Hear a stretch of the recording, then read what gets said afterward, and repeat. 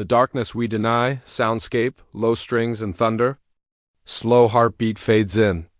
A voice emerges, calm, powerful, echoing in vast space. Narrator, VO. There's a storm that doesn't rage in the sky, but inside the human soul. A quiet storm made of fear, envy, denial, and desire.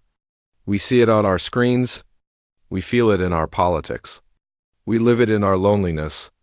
But Carl Jung warned of this storm long before the modern world was even born, he called it. The shadow, the hidden side of the human psyche. The part of ourselves we bury, deny, and pretend isn't there. The darkness we exile from consciousness, only to meet it again in the world around us. Act the mirror of chaos. Jung once said, until you make the unconscious conscious, it will direct your life, and you will call it fate. Look around today. Do you see fate or the unconscious at work? We build technologies meant to connect us, and end up more divided than ever. We chase happiness through consumption, but feel emptier with every purchase. We speak louder, but understand each other less. Jung would call this a civilization possessed by its shadow, by everything it refuses to face. In his time, he watched Europe burn through 2 world wars. He saw entire nations fall into madness, not because people were evil, but because they denied their darkness and projected it onto others. He said, the psychological rule says that when an inner situation is not made conscious, it happens outside as fate. In other words, the wars of the world begin as wars within. Act 2, the birth of the shadow. To understand the shadow, we must return to Jung's inner world, to the mind of a man who dared to face himself, when no one else would. At the height of his career, Carl Jung broke with his mentor, Sigmund Freud. Freud believed the unconscious was a pit of repressed desires. Jung believed it was a universe, vast, sacred, alive, but his faith in that inner world came with a cost. In 1913, Jung entered a psychological darkness so intense that he thought he might be losing his sanity. He began to see visions, oceans of blood flooding Europe, burning cities, figures from myth appearing before his eyes. Later, the First World War erupted just as he had seen in his dreams. He realized that he wasn't going insane. He was descending into the collective unconscious, the shared psychic field of humanity. What he discovered there would change psychology forever. Among the many revelations, one shone with terrifying clarity. Every human being carries a shadow. Not just criminals or tyrants. Everyone. It contains everything we refuse to acknowledge. Our selfishness, our rage, our shame, our hidden desires. The more we suppress it, the more it shapes our lives from the dark. Act 3. The mask and the monster. Jung said we live with 2 great forces inside us. The persona and the shadow. The persona is the mask, the version of ourselves we present to the world. Polite, controlled, acceptable, the part that gets likes, applause, and promotion. But behind that mask lives the shadow, impatient, jealous, hungry, alive. It contains not only what is ugly in us, but also what is untamed and real. Modern life, Jung might say, has turned into a theater of masks. Social media has become the shrine of the persona, a place where we craft perfect versions of ourselves while our shadows grow. Wild in the dark, we condemn others for the flaws we secretly carry. We cancel people for sins we haven't forgiven in ourselves. We rage at injustice while quietly feeding on the drama it provides. Jung warned, what we do not confront within, we meet as fate without. In other words, every projection, every public outrage might just be a reflection. Act 4. The collective shadow. If the individual has a shadow, Jung believed, so does society. He called it the collective shadow, the sum of all the unacknowledged darkness in a culture. And today, it's everywhere. It's in the hatred that fuels our comment sections, in the tribalism that splits nations, in the algorithms that feed outrage because outrage keeps us watching. Every unexamined wound becomes a market. Every hidden fear becomes a movement. Every projection becomes policy, and the result? A world that's louder, angrier, and emptier than ever before. Jung would not be surprised. He saw it coming. In his lifetime, he wrote, the greatest danger to humanity is not famine, not disease, not war, but the psyche of man. He knew that technology, politics, and ideology are just mirrors. If the psyche is sick, the systems we build will be sick too. Act V. The Descent of the Self in 1914. Jung began writing and illustrating a mysterious volume that would remain hidden for decades. The Red Book. It was not a diary. It was a descent, a map of the underworld of the mind. Inside, he met figures of wisdom and terror, angels and serpents, gods and demons. But Jung didn't see them as hallucinations. He saw them as archetypes, universal patterns that live within all of us. He wrote dialogues with them. He painted them. He studied them until he realized the truth. The gods we think live above us are within us. And the demons we fear outside are born in the soul. That's the shadow, the unseen hand shaping our destiny. The voice whispering in dreams. The enemy we must face before we destroy ourselves. Act 6, the mirror of the modern mind. Fast forward to now, the 21st century. Our technology has evolved, but our psychology hasn't. We've built machines that can predict our desires, but we barely understand them. The shadow is no longer confined to the unconscious. It's online, digitized, amplified, weaponized. It's in the anonymous comment, the viral outrage, the curated perfection. Jung once wrote, "People will do anything, no matter how absurd, to avoid facing their own souls." Scroll through your feed and you'll see exactly what he meant. We distract ourselves with endless scrolling, endless consumption, endless comparison. Because silence might reveal what we've buried. Because solitude might expose the emptiness beneath our person as but the shadow doesn't disappear. It waits, it gathers energy. And eventually, it returns. Act 7, the return of the shadow. The 20th century faced its shadow through war. The 21st may face it through the mind, anxiety, depression, burnout, isolation. These are not just medical terms. They're symptoms of disconnection from each other, from nature, from the deeper self. Jung would call this a crisis of individuation, the failure to integrate the unconscious into conscious life. We've become so focused on progress that we've forgotten the soul.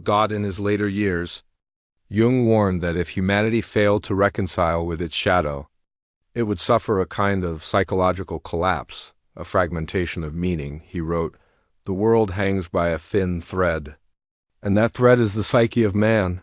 That thread is fraying. We see it in the rising tide of despair, in the search for identity through ideology, in the worship of image over substance. But Jung's message was not despair, it was transformation.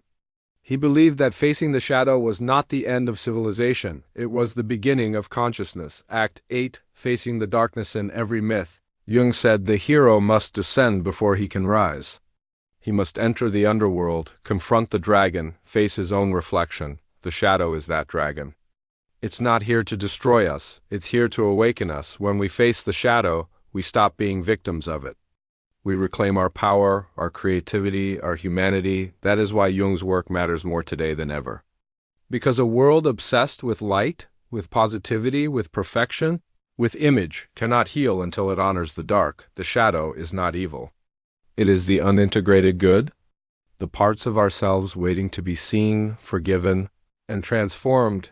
Act X, the message for a broken world. What would Jung say to us now, to a civilization drowning in its own reflection? He would not tell us to escape technology or politics or progress.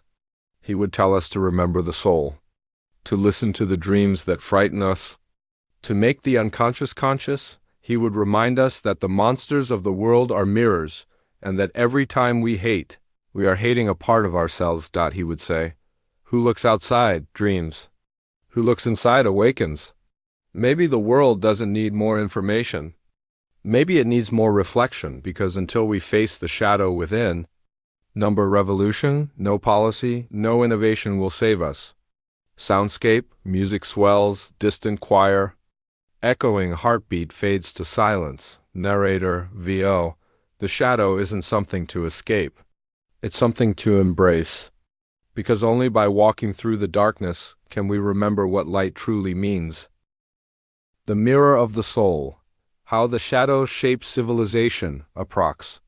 3,300 words. Soundscape. A low hum builds into haunting piano notes. Wind moves through a cathedral-like space. The narrator's voice returns.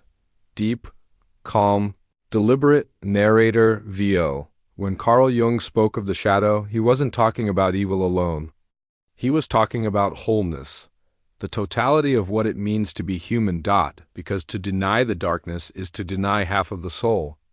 And a civilization that denies its soul begins to lose its way. Act I civilization as a dream. Jung once said, every civilization is built on a secret. That secret is psychological. Beneath every empire, religion, ideology, or social movement lies the same question. What have we chosen to deny? Rome denied compassion and called it strength. The Church denied instinct and called it purity. Modernity denies the soul and calls it progress, but what's denied does not disappear. It gathers beneath the surface, like a shadow stretching longer as the sun rises higher. Our cities, our technologies, our systems, they are all built from the psyche outward. Jung wrote that the external world is a projection of the inner one.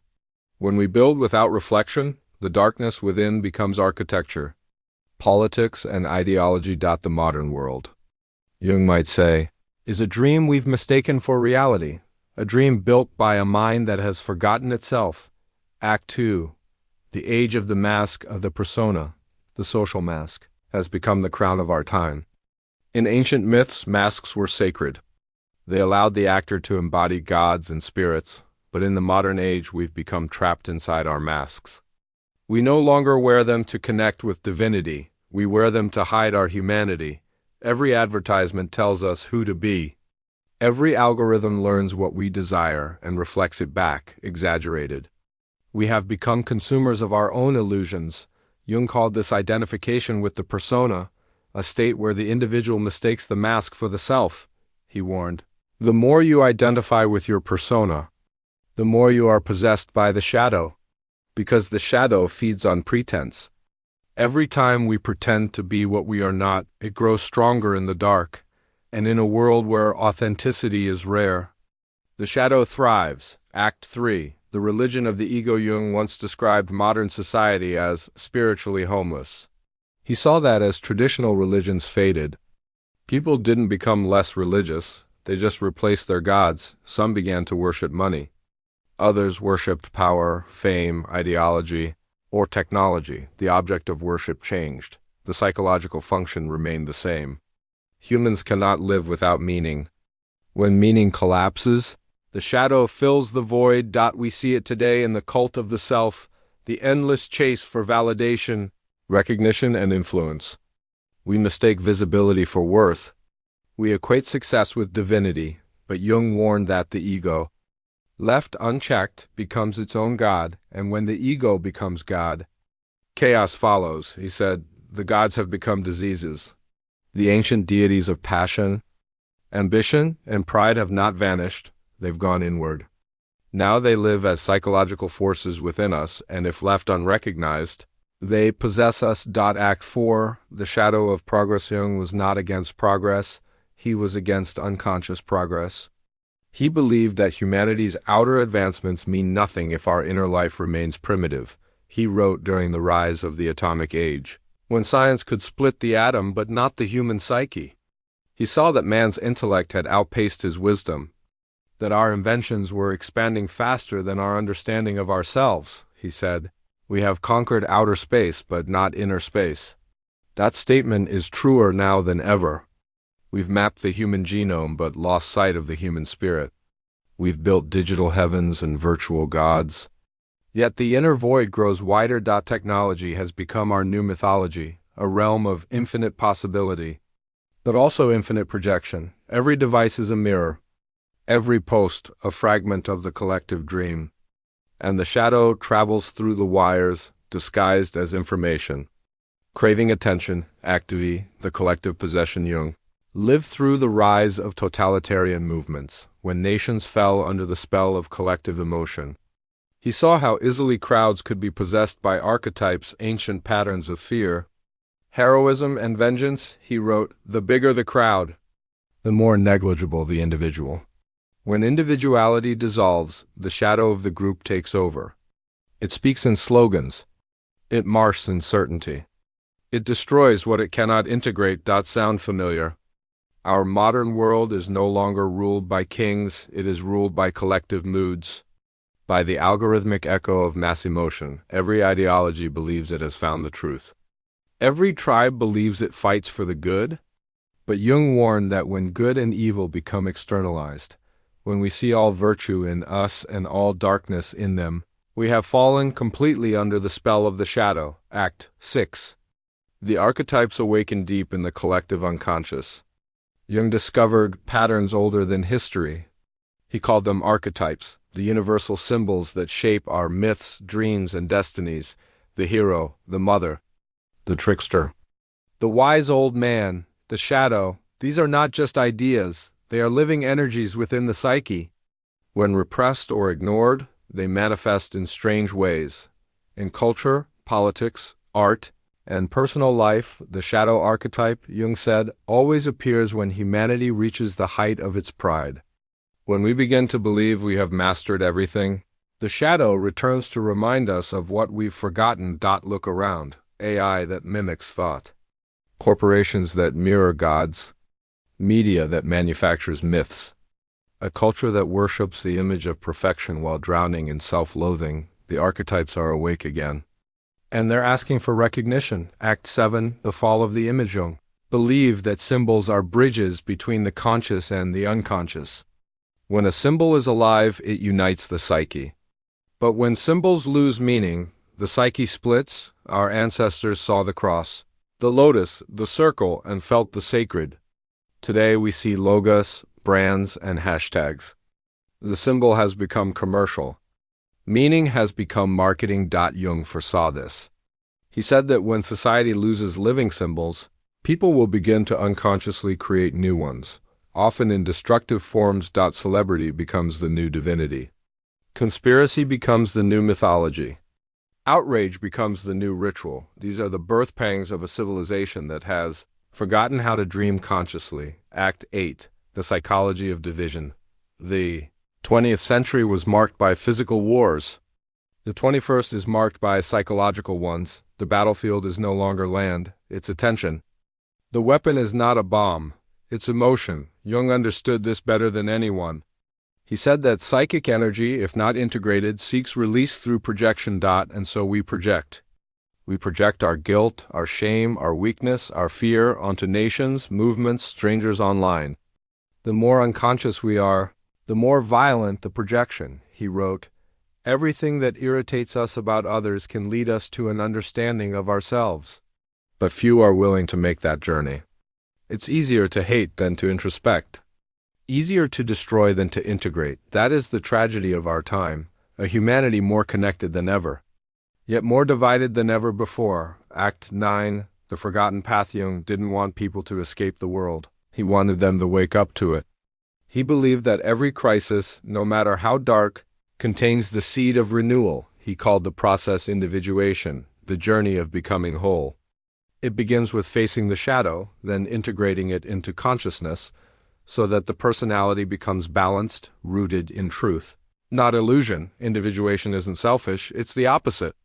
A conscious individual is harder to manipulate, harder to hate, harder to dehumanize, because they've met their own darkness, and therefore can forgive it in others. That's why Jung's message was revolutionary. The fate of the world depends on the transformation of the individual, he said. The salvation of the world consists in the salvation of the individual soul. The outer crisis is just a reflection of the inner one. To heal the world, we must first heal the mirror. Soundscape. Low piano fades. A heartbeat returns, a steady, rhythmic, human. Narrator, VO. Perhaps the greatest revolution of our time is not political, not technological, but psychological. The war for the future is a war for the soul, and every one of us is a battlefield. The awakening of the self, Jung's final vision for humanity, approx. 3,300 words. Soundscape. A slow dawn rises. Distant wind. A single bell chimes, soft, ancient, echoing through fog. Narrator, VO. In every myth, the darkest night is followed by a moment of awakening. In Jung's universe, that awakening is not the destruction of the shadow, it's the reconciliation with it, because the goal of life, he said, is not to become perfect, it's to become whole. Act I, The Descent, before dawn. When Jung nearly lost his mind between 1913 and 1917, haunted by visions of blood, floods, and fire, he realized that every descent into darkness carries within it a hidden light. He called that light the self, not the ego, not the personality, but the deeper center of being. The self is not something we create. It's something we discover, often in the wreckage of everything we thought we were. He wrote, "The self is our life's goal, for it is the most complete expression of that fateful combination we call individuality. To reach the self, one must first meet the shadow, the denied, rejected, and forgotten parts of the soul. But few dare to make that descent because it means admitting that the monsters we fear are often our own reflections. It means surrendering control and trusting that the psyche knows the way." Jung's journey through madness was his initiation, and through it, he came to understand something profound. The soul is not fragile. It's indestructible. What breaks is only the image we have of ourselves. Act 2, The Red Book, a dialogue with the unconscious during those years. Jung filled a crimson leather journal, the Red Book, with visions, dialogues, and paintings. He called it his confrontation with the unconscious. It was not science. It was not art. It was revelation. He conversed with inner figures, ancient sages, spirits, even gods, and he realized they were not hallucinations, but symbols of inner truth, voices from the deep well of the collective psyche. The Red Book showed him that the human mind is not a machine, but a living cosmos, a universe folded inside the heart. In those pages, Jung saw civilizations rise and fall within himself.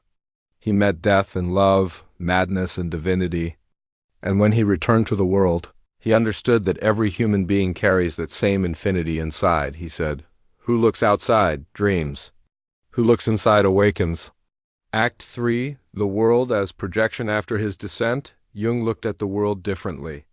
He no longer saw war, politics, or religion as external forces, but as reflections of the inner psychic drama. He warned that humanity would continue to suffer until it recognized its own projections. He wrote, "Until you make the unconscious conscious, it will direct your life and you will call it fate." Think about that. How many wars, hatreds, and crises are simply the shadow acting itself out on the world stage? Each ideology claims to fight for truth, but often it's fighting against its own denied darkness. Each revolution claims to build a new world, but often it's just repeating the old one under a different banner. That's why Jung said the next great revolution would not happen in the streets, but in the soul. The future, he believed, would be shaped by psychology.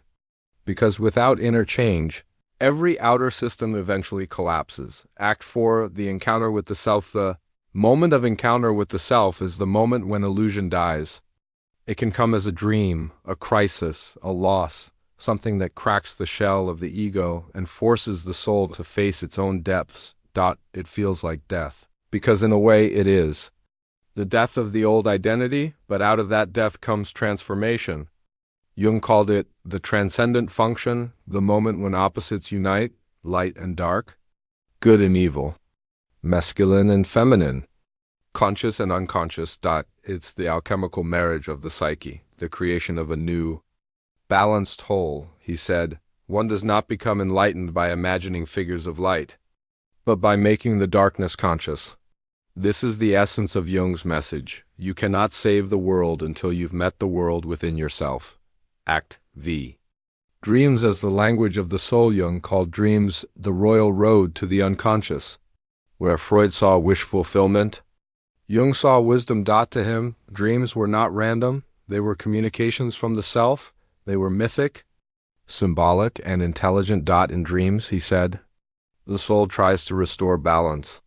If the ego grows arrogant, the dream will humble it. If the ego feels weak, the dream will empower it. He taught his patients to record their dreams, paint them, dialogue with them, because the unconscious is not an enemy. It's a teacher. Every image, every fear, every symbol is the psyche trying to speak. And if the modern world learned to listen again, it might begin to heal. Because every dream unites what the daylight divides. Act 6.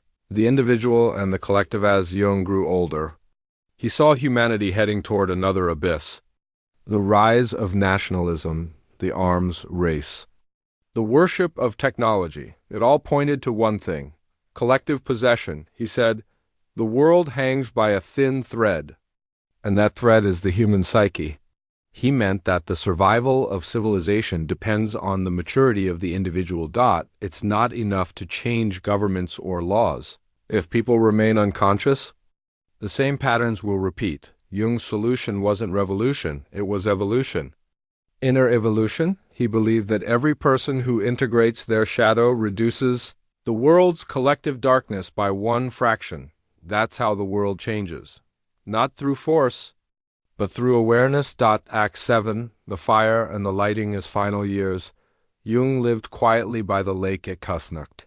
He tended his garden, saw patients, and built a stone tower at Bollingen, a retreat, where he could live as close to the self as possible. The tower was his temple, his monument to simplicity and truth. On its walls he carved Latin inscriptions: Vocatus atque non vocatus, Dies aderit.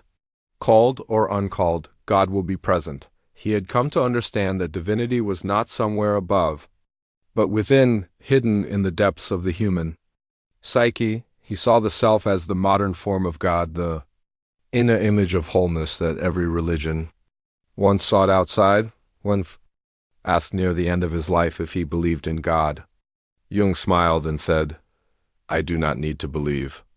I know." Act 8, Jung's prophecy for the future. Jung didn't predict events, he predicted patterns. And the pattern he warned of is now unmistakable. He foresaw a world drowning in data but starving for meaning, a humanity that had gained power over matter but lost mastery of the soul. He warned that if technology continued to evolve without consciousness, it would magnify the shadow to global proportions. He wrote, "The greatest danger to mankind is the power of the psyche, for it can turn a paradise into a hell." And yet Jung never gave up hope. He believed that the self, the deeper intelligence of the psyche, would ultimately guide humanity through its darkness. He called this the religious instinct, the innate drive toward wholeness. No matter how far we fall into chaos, something within us seeks to rise. Something within us remembers the light. Act 9, the inner revolution, the modern crisis. Anxiety, depression, division is not the end of the story.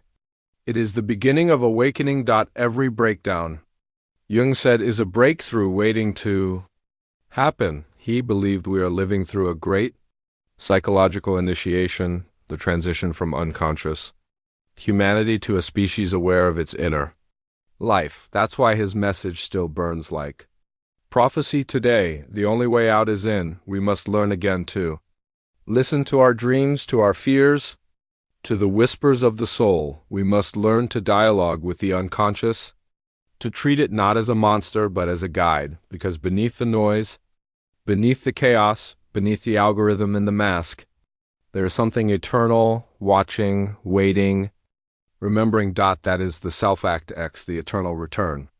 Soundscape, the piano returns, softer now. Light breaks through clouds. The sea glimmers. Narrator, VO, Carl Jung did not give us answers. He gave us a map, a way to navigate the labyrinth of the soul. He taught that the shadow is not our enemy. It is the gatekeeper of wisdom.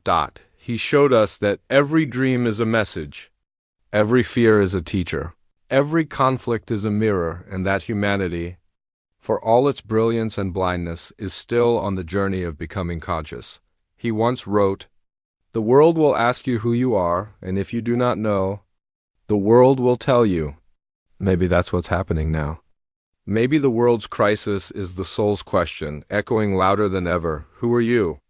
When we finally answer, not with our masks, not with our illusions, but with our truth, then, and only then, will the shadow become light. Music builds orchestral.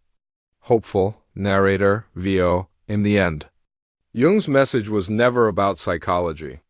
It was about destiny. He saw that humanity stands at the threshold of a new consciousness, where science and spirit, reason and mystery, light and shadow finally meet, And maybe that's the choice before us now, to keep running from the darkness, or to turn and face it with eyes open, because only those who look into the darkness can truly see the dawn. Music swells.